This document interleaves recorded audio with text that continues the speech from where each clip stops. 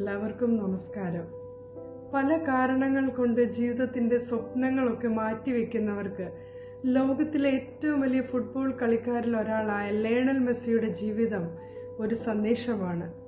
1987 Lionel മെസ്സിയുടെ ജനനം. ചെറുപ്പത്തിൽ തന്നെ ഫുട്ബോൾ കളിയോടുള്ള താല്പര്യം മനസ്സിലാക്കിയതായ മുത്തശ്ശി അവന് വേണ്ട പ്രോത്സാഹനം നൽകിയതുകൊണ്ട് ഒരു ഫുട്ബോൾ ക്ലബിൽ ചേരുവാനായിട്ട് സാധിച്ചു. അങ്ങനെയിരിക്കെ 11ാമത്തെ വയസ്സിലാണ് വളർച്ചയ്ക്ക് ആവശ്യമായുള്ള ഒരു ഹോർമോണിന്റെ കുറവ് മെസ്സിക്ക് ഉണ്ട് എന്ന് കണ്ടെത്തുന്നത്.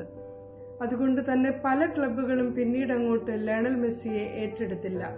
എന്നാൽ ഈ ഒരു ഹോർമോണൽ ഡെഫിഷ്യൻസിക്ക് മുന്നിൽ തോറ്റുകൊടുക്കുവാൻ മെസ്സി ഒട്ടും തയ്യാറായിരുന്നില്ല. അവന്റെ പരിമിതികൾക്കുള്ളിൽ നിന്നുകൊണ്ട് സ്വയം പരിശീലനം ആരംഭിച്ചു. തുടർച്ചയായി പന്ത് തട്ടിക്കൊണ്ടേയിരുന്നു. കളിയോടുള്ള താല്പര്യം മനസ്സിലാക്കിയതായ ബാഴ്സലോണ ക്ലബ്ബ് 16ാമത്തെ വയസ്സിൽ മെസ്സിയെ ഏറ്റെടുത്തു. തന്നെ ഏറ്റെടുത്തതായ ക്ലബിന് വേണ്ടി ലയണൽ മെസ്സി വളരെ ആത്മാർത്ഥമായി കളിക്കാൻ തുടങ്ങി.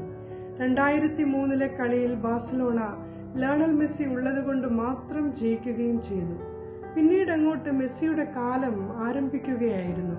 പലരും അദ്ദേഹത്തെ ഹൈറ്റ് കുറഞ്ഞ മനുഷ്യനായി കണ്ടിരുന്നപ്പോൾ മെസ്സി തന്റെ ഡിസബിലിറ്റിയെ, കഴിവില്ലായ്മയെ നോക്കാതെ തന്നിലുള്ള കഴിവുകളെ തിരിച്ചറിഞ്ഞതുകൊണ്ടാണ് ഫുട്ബോൾ ഗ്രൗണ്ടുകളിലേക്ക് ഇറങ്ങുവാൻ കഴിഞ്ഞതും ലോകത്തിന് അത്ഭുതം കാണിച്ചു കൊടുക്കുവാൻ സാധിച്ചതും. വിശുദ്ധ വേദപുസ്തകം ഇപ്രകാരം പറയുന്നു: എന്നെ ശക്തനാക്കുന്നവൻ മുഖാന്തരം ഞാൻ സകലത്തിനും മതിയാകുന്നു. അതുകൊണ്ട് നമ്മുടെ കഴിവില്ലായ്മയെ നോക്കി ജീവിതത്തിന്റെ സമയങ്ങൾ കളയാതെ നമ്മിലുള്ള കഴിവുകളെ കണ്ടെത്തി പരിപോഷിപ്പിച്ച് വളർത്തേണ്ടത് മറ്റാരുമല്ല, നമ്മൾ തന്നെയാണ്. ഒരു ജീവിത സാഹചര്യങ്ങളും നമ്മുടെ സ്വപ്നങ്ങളെ തകർക്കാൻ ഇടയാക്കാതിരിക്കട്ടെ. എല്ലാവർക്കും നല്ലൊരു ദിനം ആശംസിക്കുന്നു. Thank you.